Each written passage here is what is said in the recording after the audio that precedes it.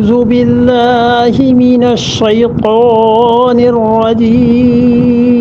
بسم الله الرحمن الرحيم ولقد بوأنا بني إسرائيل مبوع صدق ورزقناهم من الطيبات فما اختلفوا حتى جاءهم العلم إن ربك يقضي بينهم يوم القيامة فيما كانوا فيه يختلفون اعوذ باللہ من الشیطان الرجیم بسم اللہ الرحمن الرحیم 11ویں پارے میں سورہ یونس کی 93 نمبر آیت سے آج شروع کرنی ہے بات، اور اللہ تعالی نے اس سے پچھلی آیات میں ایک مسئلے کو بیان کیا کہ فرعون جو تھا وہ غرق ہوا۔ فرعون کے غرق ہونے پہ اگرچہ پوری امت اس آیت کو ایسے ہی سمجھتی ہے جیسے کہ یہ ہے، اور اللہ تعالی نے بتلایا کہ وہ آخری وقت پر اس نے ایمان کا اقرار کیا، لیکن ایک بحث عام طور پر جو ملتی ہے، اور بڑے بڑے محققین نے اس بحث کو اپنی کتابوں میں لکھا ہے، خاص طور پہ اس مقام پہ علامہ سید محمود آلوسی رحمۃ اللہ علیہ، جو بھی ہمارے قریب کے دور کے آدمی تھے، اور 13ویں صدی میں انہوں نے روح المعانی کے نام سے قرآن پاک کی تفسیر لکھی، اور بڑا علم اللہ نے انہیں دیا تھا۔ بغداد کے مفتی تھے حکومت کی جانب سے، اور ان کی تفسیر پڑھنے سے اندازہ ہوتا ہے کہ اللہ تعالی نے انہیں تفسیر کے متعلقہ جو علوم ہیں ان میں بڑی دسترس عنایت فرمائی تھی۔ انہوں نے بھی اس موضوع پر یہاں اپنی تفسیر میں کچھ تفصیلات لکھی ہیں، اور جتنی مباحث اب تک ہوئی ہیں ان سب کے خلاصے کی بات یہ ہے کہ ابن عربی رحمۃ اللہ علیہ انہوں نے فرعون کے متعلق یہ لکھ دیا کہ وہ مومن تھا، اور ابن عربی رحمۃ اللہ علیہ مشہور صوفی بزرگ ہیں، اور ان کے اللہ کے مقبول بندے ہونے کے بارے میں کوئی شک و شبہ نہیں ہے۔ اندلس اسپین کے تھے، اور پھر اسپین سے ہجرت کر کے وہ مصر آ گئے، اور صرف تصوف میں ہی نہیں، قرآن پاک کی تفسیر میں، حدیث میں، فلسفہ میں، علم کلام میں، عربی گرامر میں، ہر چیز میں اللہ نے انہیں بڑا علم دیا تھا۔ ان کی تفسیر اب ملتی نہیں ہے، اور جو ان کے نام سے تفسیر ملتی ہے وہ ان کے اقوال کسی نے جمع کر دیے ہیں۔ تو ابن عربی رحمۃ اللہ علیہ ایک مستقل مکتبہ فکر کے بانی تھے تصوف میں،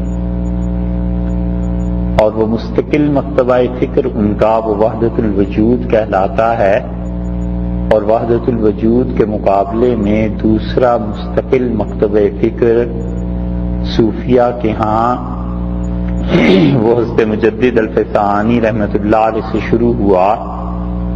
اور اگرچہ اس سے پہلے بھی یہ باتیں تھیں، لیکن حضرت مجدد رحمۃ اللہ علیہ نے وحدت الشہود کا ایک فلسفہ پیش کیا۔ تو وحدت الوجود اور وحدت الشہود یہ ایسے مسائل ہیں اس پہ ان مسائل پہ کسی وقت میں انشاءاللہ بات کریں گے، لیکن سر دست یہ کہنا ہے کہ ابن عربی رحمۃ اللہ علیہ کوئی معمولی آدمی نہیں تھے، اور ابن عربی کی جو چیزیں تھیں فتوحات مکیہ کی، ہمارے قریب کے دور میں ایک بہت بڑے شارع تھے ان کے، اور حیدرآباد میں دکن میں تھے، اور اللہ تعالی نے جن لوگوں سے ابن عربی کے کلام کی شرح کروائی، ہمارے محدود علم میں ان سے بڑا آدمی حیدرآباد میں جو تھے وہاں محمد حسین صاحب رحمۃ اللہ علیہ، ان سے بڑا آدمی ابھی آخری زمانے میں کوئی نہیں گزرا۔ 40s میں ان کا انتقال ہوا، اور حیدرآباد والے افسوس یہ ہے کہ ان کو جانتے نہیں، اور وہ وہاں محمد حسین صاحب ون پڑتی کے نام سے وہاں پر مشہور ہیں، اور وحدت الوجود کے بہت بڑے داعی تھے، اور ابن عربی رحمۃ اللہ علیہ کے گویا وہ شاخ میں سے تھے، اور حیدرآباد والوں نے تو ان کی کیا قدر کرنی تھی، ہندوستان میں بڑے بڑے لوگوں کو ان کی قدر نہیں ہوئی، مگر یہ مناظر حسن گیلانی، سید سلیمان ندوی رحمۃ اللہ علیہ اور یہ بڑے بڑے لوگ ان کو جانتے تھے۔ اور افسوس اس بات پر بھی ہوا کہ ہم جب ہندوستان گئے تو کئی لوگوں سے پوچھا تو وہاں بھی بالعموم لوگوں کو پتہ نہیں تھا، اور پھر جب بڑے درجے کے علماء سے پوچھا تو انہیں معلوم تھا کہ وہاں محمد حسین صاحب رحمۃ اللہ علیہ جو تھے وہ کس پائی کے آدمی تھے۔ تو ابن عربی رحمۃ اللہ علیہ کے وہ شارع تھے، اور اب انہوں نے جو شرح کی تھی اب اس کو سمجھنے والے بھی کم رہ گئے۔ ہمیں نہیں معلوم حیدرآباد میں اب کتنے علماء ہوں گے جو اس وحدت الوجود کے مسئلے پہ بات کرتے ہوں گے، مگر ان کا وجود حیدرآباد کے ان اعزازات میں سے ہے جو کبھی کوئی تاریخ لکھے گا، فرض کر لیں حیدرآباد کی، تو ان کے وجود کا ذکر کرے گا کہ اللہ نے یہاں ایک ایسا بندہ بھی بھیجا۔ تو ابن عربی رحمۃ اللہ علیہ نے فتوحات مکیہ ایک کتاب لکھی ہے، اور فتوحات مکیہ میں جو کچھ انہوں نے لکھا ہے اور دیگر کتابوں میں بھی اس پہ بڑا شور اور غوغا اٹھا ہے اہل علم میں، اور جس صدی میں ان کا انتقال ہوا 7ویں صدی سے لے کے اب تک مسلسل لوگ لکھتے ہیں ان پہ، کوئی حق میں کوئی مخالفت میں، اور حضرت مجدد الفقانی سرہندی رحمۃ اللہ علیہ جیسے آدمی نے مکتوبات میں لکھا کہ میں جب ابن عربی کے علوم ان کی کتابوں کو دیکھتا ہوں تو اس میں گمراہی ہے، اور جب اس شخص کا مقام اللہ کے ہاں دیکھتا ہوں تو خدا کے بہت قریب جو لوگ ہیں یہ شخص ان میں داخل ہے، اور میں حیران ہوں کہ ابن عربی رحمۃ اللہ علیہ کا معاملہ کیا ہے۔ ابن عربی کا انتقال دمشق میں ہوا رحمہ اللہ، اور اب بھی ان کی قبر محفوظ ہے اور سب لوگ جانتے ہیں۔ تو ابن عربی رحمۃ اللہ علیہ نے فتوحات مکیہ میں یہ بات لکھی کہ فرعون مومن تھا، اور اس پہ بڑی لیدے ہوئی، اور ان کے فوراً بعد جو آئے ہیں شیخ الاسلام ابن تیمیہ رحمۃ اللہ علیہ، انہوں نے ابن عربی کو صاف لفظوں میں کافر لکھا۔ اس لیے ابن تیمیہ رحمۃ اللہ علیہ سے جو ہماری چیزیں اختلاف کی ہیں اس میں سے ایک چیز یہ بھی ہے کہ ابن عربی رحمۃ اللہ علیہ کو انہیں کافر نہیں لکھنا چاہیے تھا۔ یہ ساری علمی مباحث ہیں، یہ خلاصہ اس کا اس لیے عرض کر رہے ہیں کہ آپ لوگ کل کو جب پڑھیں گے تو آپ کو اندازہ ہوگا کہ یہ کتنی بڑی چیز ہے، یہ سارے اختلافات۔ اور ابن عربی رحمۃ اللہ علیہ نے فتوحات مکیہ میں جو کچھ لکھا ہے اس کے مطابق دونوں چیزیں ملتی ہیں۔ پہلے تو یہی خیال تھا کہ انہوں نے یہی لکھا ہے، لیکن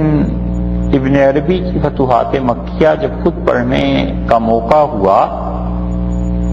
تو بہت تھوڑی سی چیز جو اس سے ہم سمجھ پائے، خود شیخ نے ایک جگہ تصریح کی ہے فرعون کے کافر ہونے کی ہی۔ اور ابن عربی رحمۃ اللہ علیہ کے ساتھ بدقسمتی یہ ہے کہ ان کی کتاب میں متعدد لوگوں نے اپنے پاس سے عبارتیں بڑھائی، اور جو ملحقہ عبارتیں ہیں بعد میں بڑھائی گئی ہیں، کوئی پریس کا سسٹم نہیں تھا، کوئی ایسی چیز نہیں تھی، قلمی نسخے ہوا کرتے تھے، ان عبارتوں نے بہت غلط فہمیاں پیدا کی ہیں۔ اس لیے ابن عربی رحمۃ اللہ علیہ نے اول تو یہ یقین نہیں کہ فرعون کو مومن لکھا ہوگا، یقینی طور پر یہ بات ثابت نہیں، اور اس کی ایک دلیل خود یہی ہے کہ انہوں نے فتوحات مکیہ میں اسی کو، جہاں انہوں نے 4 قسم کے آدمی بیان کیے ہیں کہ کون لوگ اللہ کے بہت قریب ہوتے ہیں اور کون خدا سے دور ہوتے ہیں، اس میں فرعون کے کفر کی تصریح کی ہے۔ دوسری بات جو ان کے حق میں جاتی ہے وہ یہ ہے کہ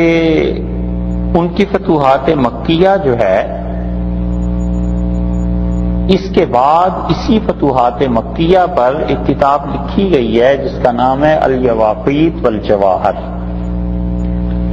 اور وہ کتاب عبد الوہاب شعرانی رحمۃ اللہ علیہ کی ہے۔ اور ہم نہیں سمجھتے کہ کسی آدمی کے لیے بھی فتوحات مکیہ کا پڑھنا یا اس سے کوئی چیز اخذ کرنا جائز ہو جب تک کہ اس نے الیواقیت والجواہر یہ نہ پڑھی ہو عبد الوہاب شعرانی۔ اور عبد الوہاب شعرانی رحمۃ اللہ علیہ ان سے کچھ ہی عرصے کے بعد گزرے ہیں، اور وہ بہت بڑے شارع تھے اپنے زمانے میں ابن عربی۔ اور اس مقام پر سورہ یونس کی جو آیت ہے 90 نمبر 91 نمبر، اس پہ ابن عربی کے اس مسلک کو کہ فرعون مومن تھا صاحب روح المعانی رحمۃ اللہ علیہ نے بھی لکھا ہے، اور کچھ صفحات میں انہوں نے یہ بحث کی ہے، اور اس ساری بحث کے آخر پہ جو انہوں نے لکھا ہے بہت اچھی بات لکھی ہے۔ انہوں نے لکھا ہے کہ ممکن ہے ابن عربی رحمۃ اللہ علیہ کو عالم کشف میں فرعون مومن نظر آیا ہو، اور صوفیہ کا جو کشف ہے اس کا اتباع اور اس کو ماننا یہ کسی کے لیے بھی ضروری نہیں۔ اور حوالہ انہوں نے بھی حضرت مجدد الفسانی رحمۃ اللہ علیہ کا دیا ہے کہ شیخ احمد سرہندی رحمۃ اللہ علیہ نے کہا کہ صوفیہ جو چیز کشف میں دیکھتے ہیں اس کو عام لوگوں کے سامنے پیش کرنا کہ اس کو مانو، اس کی اتباع کرو، یہ درست نہیں۔ اور اس کے بعد کی سطروں میں انہوں نے لکھا ہے کہ رسول اللہ صلی اللہ علیہ وسلم کے علاوہ دنیا میں کوئی ایسا شخص نہیں ہے جس کی بات کو مکمل طور پر تسلیم کیا جائے، یا یہ کہ اسے مکمل طور پہ رد نہ کیا جا سکے۔ کہتے ہیں ہر آدمی کی بات لی بھی جا سکتی ہے، چھوڑی بھی جا سکتی ہے، سوائے رسول اللہ صلی اللہ علیہ وسلم کے کہ ان کی احادیث جو صحیح طرح ثابت ہیں انہیں تو ماننا ہی ماننا ہے۔ تو اس کا خلاصہ یہ ہے کہ ابن عربی رحمۃ اللہ علیہ نے فرض کر لیجئے اگر یہ لکھا بھی ہے تو قرآن پاک نے جب یہ بتا دیا کہ وہ فرعون غرق ہوا اور اس کا ایمان جو تھا وہ قابل قبول نہیں اور ایسی چیزیں ہو گئیں، تو ان کا کشف انہی تک محدود ہے، باقی امت نے اس کو نہیں مانا، اور نہ اسے ماننے کی اور ان چیزوں میں پڑھنے کی ضرورت ہے۔ یہ بیان اس لیے کر دیا کہ جو بھی آدمی ابن عربی رحمۃ اللہ علیہ کو پڑھے گا، تفسیر پڑھے گا، حدیث کی کتابیں حضرت مجدد الفسانی رحمۃ اللہ علیہ کو، یا خاص طور پہ ابن تیمیہ، ابن قیم، ان حضرات کو رحمہم اللہ، تو اسے ضرور یہ مسئلہ پیش آئے گا کہ ابن عربی کے بارے میں کیا موقف رکھنا چاہیے اور وہ کون آدمی تھے۔ تو خلاصہ اس کا یہ ہے کہ انہیں کافر کہنا یہ بہت بڑی بات ہے، بڑی جسارت کی بات ہے جو ابن تیمیہ رحمۃ اللہ علیہ نے کہی ہے، ایسی بات نہیں کہنی چاہیے۔ اور حضرت مجدد الفسانی رحمۃ اللہ علیہ، ان کا جتنا بھی حلقہ پھیلا ہے وہ کوئی معمولی حلقہ نہیں تھا۔ حرمین شریفین ان کے سلسلے میں داخل تھے، رہنے والے تو ہندوستان کے سرہند کے ہی تھے حضرت رحمۃ اللہ علیہ، مگر جو ان کے مرید، ان کے خلفاء اور جو لوگ پھیلے ہیں، تو وہ دیکھتے ہی دیکھتے 300 برس کے عرصے میں پورا بر صغیر اور پوری عرب دنیا اس ہستی کے فیوزات اور ان کی برکات سے منور ہوئی اور ان کے علوم پھیلے، اور ترکی میں اب بھی ان کے سلسلے جاری ہیں۔ اسی طرح یہ جو روس کی ریاستیں اور یہ تھیں، یہاں پر یہ سلسلہ پھیل گیا، اور کوئی جگہ عالم اسلام میں ایسی باقی نہیں رہی جہاں سے مجدد الفسانی رحمۃ اللہ علیہ کی تعلیمات اور اس کا اثر نہ پہنچا۔ یہ صاحب روح المعانی جو بار بار حضرت مجدد رحمۃ اللہ علیہ کا حوالہ دیتے ہیں، یہ اصل میں جو تعلق تھا ان کا شیخ خالد رومی رحمۃ اللہ علیہ سے تھا، اور خالد رومی رحمۃ اللہ علیہ بغداد کے ہی تھے، اور وہ خلیفہ تھے، وہ دہلی میں آئے تھے اور مولانا غلام علی صاحب رحمۃ اللہ علیہ کے پاس، اور مولانا غلام علی صاحب رحمۃ اللہ علیہ خلیفہ تھے حضرت مرزا مظہر جانے جانا رحمۃ اللہ علیہ کے، اور مرزا مظہر جانے جانا رحمۃ اللہ علیہ کو خواجہ نور محمد صاحب بدایونی رحمۃ اللہ علیہ سے اجازت حاصل تھی، اور نور محمد صاحب بدایونی رحمۃ اللہ علیہ ایک یا دو واسطوں سے حضرت مجدد الفسانی رحمۃ اللہ علیہ کے خلیفہ تھے۔ تو اس اعتبار سے یہ سلسلہ تقریباً پورے عالم اسلام میں پھیلا تھا، اور حضرت مجدد رحمۃ اللہ علیہ باوجود اتنی عظمت اور بزرگی کے جب ابن عربی کا نام لیتے ہیں تو وہ کہتے ہیں کہ میں اسے خدا کے مقرب بندوں میں پاتا ہوں، البتہ اس کی کتابوں میں گمراہی۔ تو اس آیت میں یہ تھوڑی سی ایک بحث تھی جو رہ گئی تھی، اور کل وقت زیادہ ہو گیا تھا اس لیے اس کو نہیں کیا۔ اللہ تعالیٰ اس کے بعد فرماتے ہیں کہ وَلَقَدْ بَوَّأْنَا بَنِي اسرائیل، اور ہم نے پوری جگہ دی بنی اسرائیل کو، بہترین ٹھکانہ دیا، اور بوّأْنَا کا مطلب تو یہی ہوا کہ ٹھکانہ دیا، انہیں رہائش کے لیے جگہیں دیں، انہیں بسنے کے لیے جگہیں دیں، آباد ہونے کے لیے زمین دی، اور پھر آگے اسی کی تائید میں فرمایا کہ مبوّأ صدق، اور اللہ تعالیٰ نے انہیں جگہ بھی کیسی دی، پوری جگہ دی۔ یہ صدق کا لفظ جب اس سورہ مبارکہ کا آغاز ہوا تھا تو وہاں آیا ہے نا کہ ان لہم قدم صدق، کہ ان لوگوں کے لیے بہت اچھا ٹھکانہ ہے۔ تو اس وقت صدق کے متعدد مقامات قرآن پاک میں ہم نے بتا دیے تھے کہ یہاں دیکھیے یہ صدق کا لفظ کہاں استعمال ہوا ہے۔ خلاصہ اس ساری گفتگو کا یہ ہے کہ جب عربی میں کسی چیز کی تعریف کی جائے تو اس کی نسبت سچائی کی طرف کر دیتے ہیں۔ مثلا قدم صدق،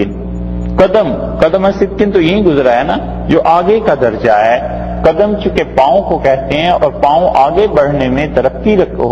کے معنی مراد دیے جاتے ہیں، تو اس لیے قدم صدق کا مطلب یہ ہے کہ ان کا مرتبہ بہت بلند اور سچا۔ مبوّأ صدق، بہت اچھا ٹھکانہ۔ فی مقعد صدق، سورہ قمر کے آخر پہ اس دن بھی دکھا دیا تھا کہ وہاں اللہ تعالیٰ نے فرمایا بہت اچھی بیٹھنے کی جگہ ہے جو ہم متقی لوگوں کو قیامت میں دیں گے۔ تو بنی اسرائیل کو اللہ تعالیٰ نے یہاں بتا دیا کہ دیکھو ہم نے انہیں جب نجات دی ہے فرعون سے تو مبوّأ صدق، بہت اچھا ٹھکانہ، پوری جگہ ہم نے دی انہیں بسنے کے لیے۔ اور یہ جو پوری جگہ اللہ نے انہیں دی ہے یہ مصر ہے اور شام، یہ فلسطین ہے اور شام، کیونکہ یہ لوگ فرعون کی حکومت سے نجات پا کر نکل گئے تھے، اور آگے ان کے چل کے فلسطین اور شام آ گیا، اور فلسطین اور شام میں اللہ نے انہیں پوری طرح بسایا ہے، انہیں جگہ دی ہے۔ یہاں پہ کچھ حضرات نے لکھ دیا ہے، بعض لوگوں نے، کہ مصر میں اللہ نے جگہ دی تھی، مبوع صدقن سے مراد مصر ہے، اور یہ غلط ہے، کیونکہ یہ لوگ تو مصر سے نکل آئے تھے، واپس پلٹ کے تو مصر ان کا جانا ثابت ہی نہیں، اس لیے انہیں فلسطین کا علاقہ خدا نے دے دیا اور شام کا علاقہ دے دیا، اور ان دونوں جگہوں میں اب تک حالانکہ ہزاروں برس گزر گئے ہیں، اس کے باوجود اب تک وہاں پہ سبزہ اور اس طرح کی چیزیں اور خوشگوار آب و ہوا یہ سب کچھ پایا جاتا ہے۔ اس لیے اللہ تعالیٰ نے فرمایا وَرَزَقْنَاهُم مِّنَ الطَّيِّبَاتِ، اور ہم نے انہیں روزی دی ہے، وہاں پر کھانے کو جو چیزیں دی تھی، من الطیبات، بہت ستھری چیز، بہت اچھی چیز ہے۔ شام اور فلسطین میں انہیں جو دودھ ملا، جانور ملے، گوشت ملا، اسی طرح کھانے پینے کے لیے بہترین سبزیاں ملیں، ہر وہ چیز جو اللہ کے انعامات میں سے تھی ان بنی اسرائیل کو وہاں پہ ملی ہے، اور انہوں نے وہاں پر اپنے ٹھکانے لگائے اور وہاں پر یہ آباد رہے۔ اور پھر اسی طرح انہیں جب کہا گیا ہے، ایک موقع ان پہ آ گیا تھا کہ آگے چل کے تم بیت المقدس اور اس کو فتح کر لو، پھر جو کچھ بھی ان کے ساتھ ہوا وہ تفصیلات پہلے پارے میں گزر چکی ہیں۔ اللہ تعالی نے بتایا کہ جتنا اس قوم نے کڑا وقت دیکھا تھا اور فرعون کی مظالم کو سہ لیا تھا، اس کے نتیجے میں خدا نے انہیں ترقی دی، اور اس کے نتیجے میں اللہ تعالیٰ نے ان کے لیے آسانیاں پیدا کر دی۔ اور یہ دلیل ہے اس بات کی کہ اللہ تعالیٰ جن اقوام کو آزمائش کے مراحل سے گزارتے ہیں، اگر وہ آزمائش پہ پورے اتر جائیں اور انبیاء علیہ السلام کی قیادت حاصل ہو اور ان کا اتباع مکمل ہو، تو اللہ تعالیٰ ایسی قوموں کو عروج بھی دیتے ہیں اور ترقی بھی دیتے ہیں۔ اور یہ اسی کی وجہ سے کہ انہوں نے اتنا کچھ برداشت کیا تھا کہ اللہ نے اس کے نتیجے میں ان کی قربانیوں کو قبول فرما کے اور انہیں بہت زیادہ ترقی دے دی۔ اور پھر ارشاد فرمایا کہ فَمَخْتَلَفُوا، اور نہیں اختلاف انہوں نے کیا، حتیٰ یہاں تک کہ جاءہم العلم، جب ان کے پاس علم آ گیا، جب علم آیا ہے پھر ان کا اختلاف شروع ہوا ہے۔ اب اس علم سے کیا مراد ہے؟ مفسرین نے اس پہ بہت کچھ لکھا ہے، جس کا خلاصہ یہ ہے کہ ان کے پاس جب تورات آ گئی، علم آیا، تو اس کے بعد ان کے آپس کے اختلافات شروع ہو گئے۔ اور ہوا یہ کرتا ہے کہ اللہ کی کتاب جب آتی ہے تو اس لیے کہ انسانوں کی رہنمائی کرے اور وہ انسانوں کو صحیح راہ پر چلائے، اور اللہ تعالیٰ اپنا فضل فرماتے ہیں کہ اللہ نے کبھی بھی اپنی مخلوق کو بغیر ہدایت کے نہیں چھوڑا، ہمیشہ خدا نے لوگوں کی رہنمائی کی ہے۔ اور پھر آہستہ آہستہ پہلی نسل گزر جاتی ہے جو کتاب کے وارث ہوتے ہیں، کبھی کبھی دوسری نسل گزر جاتی ہے جو کتاب کو سنبھال کے رکھتی ہے، پھر ہوتے ہوتے ان کے بعد ایک نسل ایسی آ جاتی ہے جو سب سے پہلی چیز دین میں جو ضائع کرتے ہیں وہ نماز۔ یہ تو ہوا پازیٹو معاملہ ان کا کہ جس چیز کو انہوں نے ضائع کیا وہ نماز، اور دوسری حرکت جو وہ کرنے لگتے ہیں وہ مزوں کے پیچھے پڑ جاتے ہیں۔ یہ ترجمہ قرآن پاک کا کر رہے ہیں کہ اللہ تعالیٰ نے فرمایا کہ ہم نے جب لوگوں کو کتاب دی، انبیاء علیہ السلام کو، فَخَلَفَ مِن بَعْدِهِمْ خَلْفٌ، تو اس نسل کے گزرنے کے بعد ایسے لوگ آ گئے جنہوں نے ہماری کتاب کو لیا، اضاعوا الصلاۃ، اور سب سے پہلا کام یہ کیا کہ نماز کو گول کر گئے، نماز ضائع کر گئے، واتبعوا الشہوات، اور شہوت کے پیچھے پڑ گئے، اور شہوت کا اصل مطلب ہے مزہ، مزوں کے چکر میں پڑ گئے، کھانے کا مزہ ہے، پہننے کا مزہ ہے، اسی طرح پینے کا مزہ ہے، جتنے بھی مزے کی چیزیں ان کے پیچھے پڑ گئے۔ اور اللہ تعالیٰ نے فرمایا فَسَوْفَ يَلْقَوْنَ غَيًّا، وہ عنقریب ملاقات کریں گے، اور وہ ملاقات کوئی اچھے الفاظ میں نہیں اللہ تعالیٰ نے فرمائی ہے، یعنی انہیں عذاب ملے گا۔ تو جہاں بھی گمراہی دیکھنی ہو، اس گمراہی کا پہلا درجہ یہی ہے کہ وہ اللہ کی سب سے بڑی عبادت نماز کو ضائع کر دیتے ہیں، اس لیے کہ نماز در حقیقت بندگی کی علامت ہے۔ جیسے کوئی بھی نشان کسی محکمے کی علامت ہوا کرتا ہے، فوج والے بہت سے نشانات دے دیتے ہیں کہ یہ آدمی کیپٹن ہے، یہ میجر ہے، یہ اس سے بڑے رینک ہے، تو ایک ایک نشان دیتے چلے جاتے ہیں کہ یہ آدمی اس درجے میں ہمارے ساتھ تعلق ہے، اس کا یا ہمارے یہاں ملازم ہے۔ ایسے ہی جو نماز جس چیز کا نام ہے، یہ اللہ کی بندگی کی علامت ہے، اور جب بندگی کی علامت کوئی انسان مٹا دے، ختم کر دے، تو پھر اس کے بعد اس کا کوئی تعلق باقی نہیں رہتا۔ اور یہ ہوتا ہے اس وقت جب نالائق لوگ وارث بن جاتے ہیں انبیاء علیہ السلام کے علوم کے۔ تو قرآن نے بتایا ہے کہ فَمَا اخْتَلَفُوا، اور انہوں نے کوئی اختلاف نہیں کیا تھا یہاں تک کہ ان کے پاس آ گیا علم۔ تو تورات محفوظ رہی، علم ان کے پاس تھا، اور ہوتے ہوتے پھر ایسے یہودی ایسے لوگ وارث ہو گئے جن کے متعلق سورہ اعراف میں آپ پڑھ چکے ہیں کہ وہ ہر قسم کی بری حرکتیں کرتے تھے اور پھر کہتے تھے سیغفر لنا، ہمیں تو بخش دیا جائے گا، ہمیں تو معاف کر دیا جائے گا۔ یہ کرتوت کرتے تھے، اور اللہ نے ان کی گرفت کی، اور ایسی کھچائی ان کی خدا نے کی کہ اللہ نے کہا ہم نے تمہارے لیے ذلت اور عذاب اور یہ چیزیں لکھ دی۔ تو علم آتا ہے، اور علم جب نااہل لوگوں کے پاس چلا جاتا ہے تو وہ تباہی کا موجب بن جایا کرتا ہے۔ یہاں پر بھی یہ فرمایا کہ جب تک کہ ان کے پاس علم نہیں آیا وہ ٹھیک تھے، علم بھیجا یعنی تورات بھیجی، سمر جانا چاہیے تھا، لیکن کچھ نسلوں نے اس کو ختم کر دیا۔ ایسے ہی مسلمانوں کا بھی حال ہے کہ قرآن پاک اللہ نے علم دیا تھا، بالکل ٹھیک تھے، پہلی نسلوں میں بالکل ٹھیک رہے، اور ہوتے ہوتے اس قرآن کے متعلق ایسا ظلم لوگوں نے کرنا شروع کر دیا کہ جتنی بھی خرافات تھیں وہ سب اس قرآن سے ثابت کرنے لگے، جن کا کوئی تعلق نہیں تھا حدیث سے اور دیگر علوم سے، وہ بھی کہنے لگے کہ قرآن میں یہ چیزیں۔ معتزلہ کا ایک فرقہ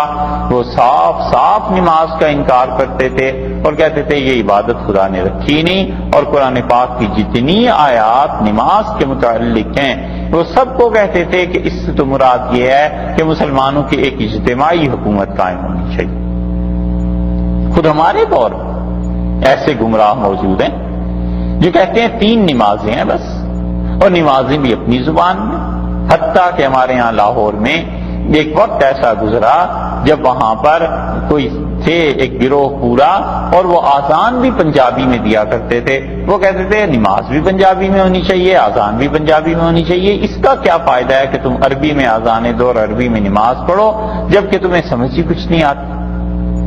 انہیں اتنا خیال نہیں آیا کہ اگر زبان کی تبدیلی کی اجازت دے دی جائے تو نتیجہ اس کا یہ نکلے گا جو فرض اور واجب چیزیں ہیں ان میں زبان کی جب تبدیلی آ جائے گی تو اس کے نتیجے میں وہی حشر قرآن کا بھی ہو سکتا ہے جو تورات اور انجیل کا ہو۔ اسی لیے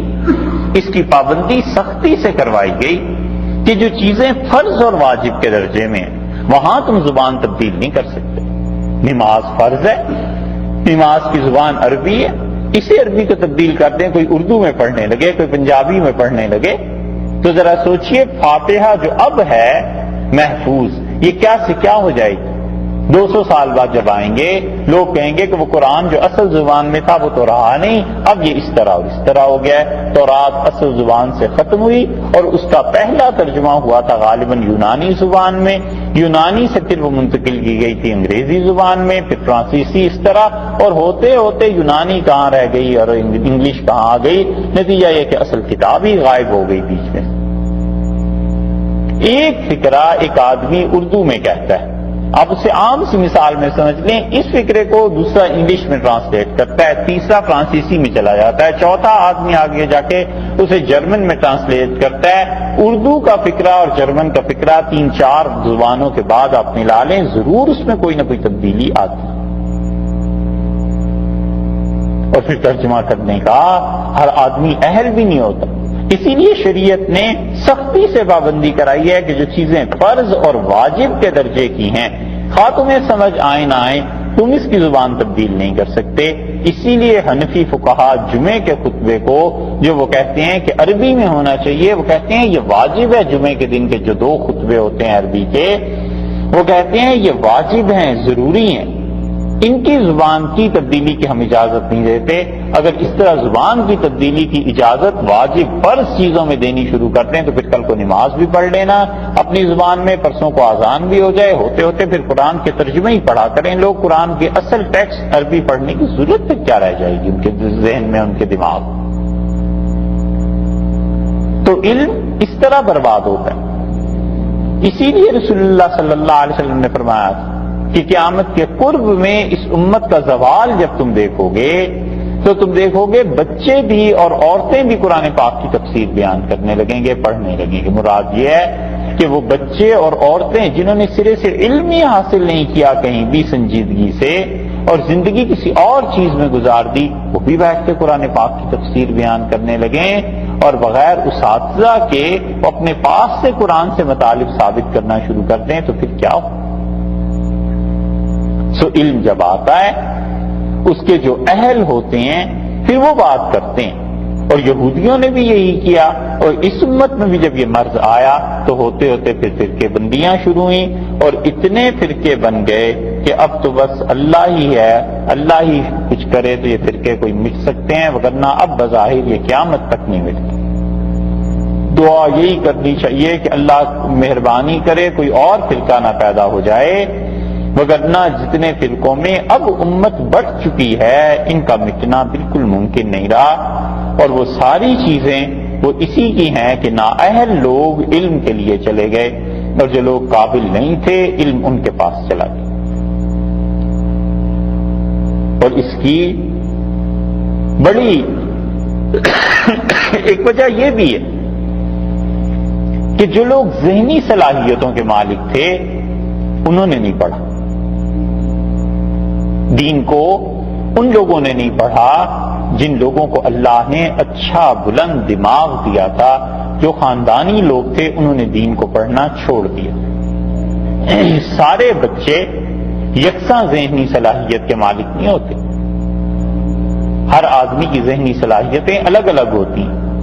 پہلے جتنے اچھے لوگ ہوا کرتے تھے جن کا دماغ اچھا ہوتا تھا ان بچوں کو قرآن حدیث ان چیزوں کو پڑھاتے تھے. نتیجہ یہ کہ امت میں ایسے اختلافات اور فرقے نہیں. جب سے انگریزوں نے یہ طے کر دیا کہ ہندوستان میں جتنی بھی گورنمنٹ کی نوکریاں ہیں اور جتنے بھی رزق کے ذرائع ہیں وہ عربی سے کاٹ کے قرآن و حدیث سے کاٹ کے دوسری طرف لے جا رہے ہیں. ہم اس ایک وہ جو تھا گورنر جنرل تھا, وائس رائے تھا, کیا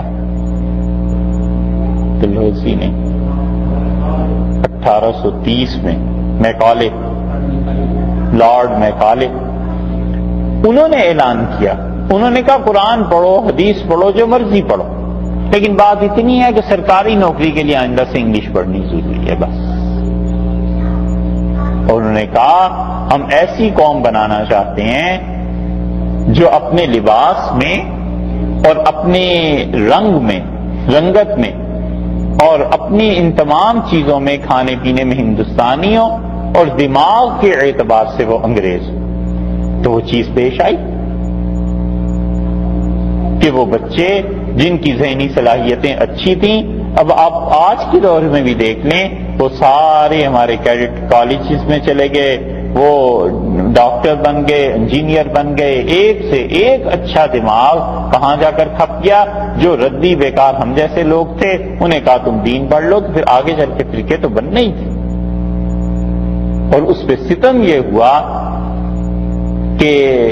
پیسہ نہیں تھا. ڈاکٹر بن گیا اس کو پیسہ مل گیا, انجینئر بنا اسے جاب مل گئی, ان سب کو جاب مل گئی. اور ادھر مسجد میں جو مولوی صاحب آئے, جو مؤذن صاحب آئے, ان کے لیے کھانے پینے کا مسئلہ تھا. اس نے کہا اگر میں نے سچی بات کہیں کہہ دی, مسجد کی کمیٹی نے نکال دیا تو کل کو کھائیں گے کہاں سے؟ تو انہوں نے کہا دین کو رکھو اپنی جگہ پہ, بس چپ کر کے وہی کام کرو جو کمیٹی کرتی. یہ بدقسمتی کی چیزیں ہیں اور اب تک اس کا کوئی تدارک نہیں. اب تک 300 برس گزر گئے ہیں, کوئی اس کا تدارک نہیں ہو سکا. کہیں کوئی ایک ادارہ ایسا پورا عالم اسلام میں نہیں کھلا جس کے متعلق یہ کہا جا سکے کہ یہاں کے بچے اس کے محتاج نہیں ہیں کہ وہ جا کر مسجد میں رہیں اور مسجد کی دی ہوئی کھائیں. یہی ہوتا ہے قوموں میں، پچھلوں میں بھی ہوا، اس امت میں بھی ہوا. اللہ نے اسی لیے فرمایا کہ ان کو ہم نے ٹھکانے دیے، کھانے کے لیے دیا، سب کچھ دیا، کوئی اختلاف نہیں پڑا ان بنی اسرائیل میں، یہاں تک کہ ان کے پاس علم آ گیا. یہ تو ایک تفسیر ہوئی کے دور آتا تھا. دوسری تفسیر مفسرین نے اور بڑی اچھی کی ہے. وہ کہتے ہیں کہ یہ سب کے سب یہودیت پر، ان چیزوں پر، اپنے مذہب اور مسلک پہ قائم رہے یہاں تک کہ ان کے پاس اب علم آ گیا ہے.